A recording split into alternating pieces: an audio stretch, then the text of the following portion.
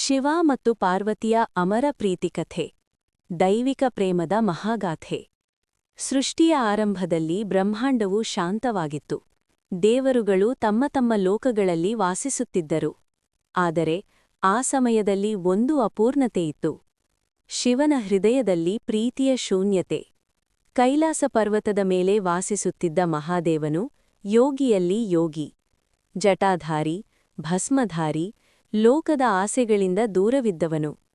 ಅವನಿಗೆ ರಾಜಸಿಂಹಾಸನದ ಆಸೆ, ಸ್ವರ್ಗದ ವೈಭವದ ಆಸಕ್ತಿ. ಆದರೆ ಶಿವನ ಜೀವನದಲ್ಲಿ ಒಮ್ಮೆ ಪ್ರೀತಿ ಅರಳಿತ್ತು. ಸತೀದೇವಿಯ ಜನ್ಮ. ದಕ್ಷ ಪ್ರಜಾಪತಿಯ ಮನೆಗೆ ಜನಿಸಿದಳು ಸತಿ. ಬಾಲ್ಯದಿಂದಲೇ ಅವಳು ಶಿವನ ಭಕ್ತೆ. ಶಿವನ ಹೆಸರು ಕೇಳಿದರೆ ಅವಳ ಕಣ್ಣುಗಳಲ್ಲಿ ಆನಂದ ಕಂಗೊಳಿಸುತ್ತಿತ್ತು. ಒಮ್ಮೆ ನಾರದ ಮುನಿಗಳು ದಕ್ಷನ ಅರಮನೆಗೆ ಬಂದು ಹೇಳಿದರು, ಸತಿ ಸಾಮಾನ್ಯ ಮಹಿಳೆಯಲ್ಲ, ಅವಳು ಶಿವನ ಅರ್ಧಾಂಗಿಯಾಗುವಳು. ಸತಿ ಮನಸ್ಸಿನಲ್ಲಿ ಶಿವನ ರೂಪ ನೆಲೆಗೊಂಡಿತು. ಅವಳು ತಪಸ್ಸು ಆರಂಭಿಸಿದಳು. ಹೂವು ತಿನ್ನದೆ, ನೀರು ಕುಡಿಯದೆ, ದಿನಾರಾತ್ರಿ ಓಂ ನಮಃ ಶಿವಾಯ ಜಪ ಮಾಡುತ್ತಿದ್ದಳು. ಶಿವನು ಅವಳ ಭಕ್ತಿಯಿಂದ ಸಂತುಷ್ಟನಾದನು. ಕೊನೆಗೆ ಅವರ ವಿವಾಹ ನೆರವೇರಿತು. ದಕ್ಷಯಜ್ಞ ಮತ್ತು ವಿರಹ.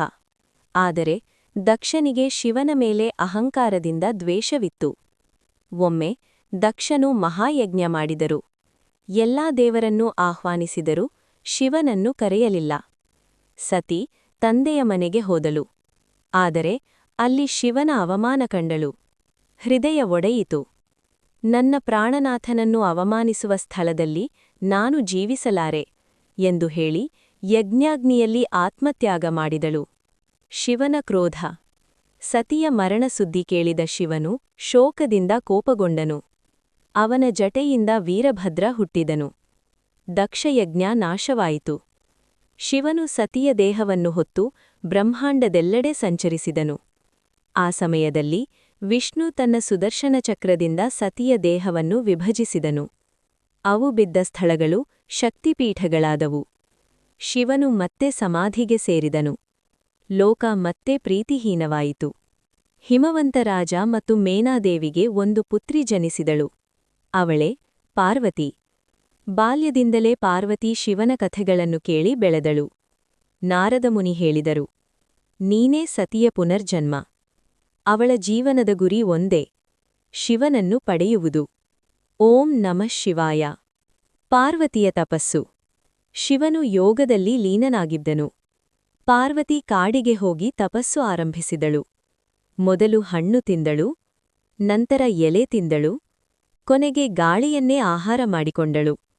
ವರ್ಷಗಳು ಕಳೆದವು. ದೇವತೆಗಳು ಆಶ್ಚರ್ಯಪಟ್ಟರು. ಕಾಮದೇವನ ಪ್ರಯತ್ನ. ದೇವತೆಗಳಿಗೆ ತಾರಕಾಸುರನ ಭಯ. ಅವನನ್ನು ಸೋಲಿಸಲು ಶಿವಪುತ್ರ ಅಗತ್ಯ. ಅದಕ್ಕಾಗಿ ಕಾಮದೇವನು ಶಿವನ ಧ್ಯಾನಭಂಗ ಮಾಡಲು ಹೋದನು. ಪುಷ್ಪಬಾಣವನ್ನು ಬಿಡುತ್ತಿದ್ದಂತೆ ಶಿವನು ಕಣ್ಣು ತೆರೆದನು. ಮೂರನೇ ಕಣ್ಣು ತೆರೆದು ಕಾಮದೇವನು ಭಸ್ಮವಾಯಿತು. ಆದರೂ ಶಿವನ ದೃಷ್ಟಿ ಪಾರ್ವತಿಯ ಮೇಲೆ ಬಿತ್ತು. ಪ್ರೀತಿಯ ಪರೀಕ್ಷೆ. ಶಿವನು ಬ್ರಾಹ್ಮಣ ರೂಪದಲ್ಲಿ ಪಾರ್ವತಿಯ ಬಳಿ ಬಂದು ಕೇಳಿದನು, ಆ ಭಿಕ್ಷುಕ ಶಿವನನ್ನು ಏಕೆ ಬಯಸುತ್ತೀಯಾ? ಪಾರ್ವತಿ ಉತ್ತರಿಸಿದಳು, ಅವನು ಭಿಕ್ಷುಕನಲ್ಲ, ಬ್ರಹ್ಮಾಂಡದ ಸ್ವಾಮಿ. ಶಿವನು ಸಂತೋಷಪಟ್ಟನು. ದೈವಿಕ ವಿವಾಹ. ದೇವಲೋಕವೇ ಉತ್ಸವವಾಯಿತು. ಶಿವನ ಮದುವೆಯಾತ್ರಾ ವಿಚಿತ್ರವಾಗಿತ್ತು. ಭೂತ, ಪ್ರೇತ, ಗಣಗಳು. ಪಾರ್ವತಿಯ ತಾಯಿ ಭಯಪಟ್ಟಳು. ಆದರೆ ಶಿವನು ಸುಂದರ ರೂಪ ತಾಳಿದನು. ಶಿವಪಾರ್ವತಿಯ ವಿವಾಹ ಬ್ರಹ್ಮಾಂಡದ ಮಹೋತ್ಸವವಾಯಿತು. ದೈವಿಕ ಕುಟುಂಬ. ಅವರಿಗೆ ಗಣೇಶ ಮತ್ತು ಕಾರ್ತಿಕೇಯ ಜನಿಸಿದರು. ಪಾರ್ವತಿ ಶಿವನ ಶಕ್ತಿ. ಶಿವಶಕ್ತಿಯಿಲ್ಲದೆ ಶವ. ಅವರು ಸೇರಿ ಸೃಷ್ಟಿ, ಸ್ಥಿತಿ, ಲಯ ನಡೆಸುತ್ತಾರೆ. ಪ್ರೀತಿಯ ಅರ್ಥ.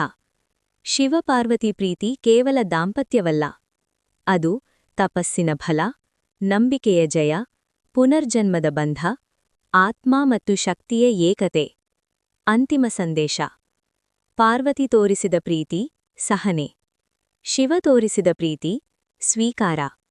ಅವರ ಪ್ರೀತಿ ಹೇಳುತ್ತದೆ, ನಿಜವಾದ ಪ್ರೀತಿ ಕಾಲವನ್ನೂ ಮರಣವನ್ನೂ ಜಯಿಸುತ್ತದೆ. ಕೈಲಾಸದಲ್ಲಿ ಇಂದಿಗೂ ಶಿವ ಪಾರ್ವತಿಯೊಂದಿಗೆ ಕುಳಿತಿದ್ದಾನೆ. ಚಂದ್ರನ ಬೆಳಕಿನಲ್ಲಿ ಹಿಮಪರ್ವತಗಳ ನಡುವೆ ಪ್ರೀತಿ ಶಾಶ್ವತವಾಗಿದೆ. ಓಂ ನಮಃ ಶಿವಾಯ.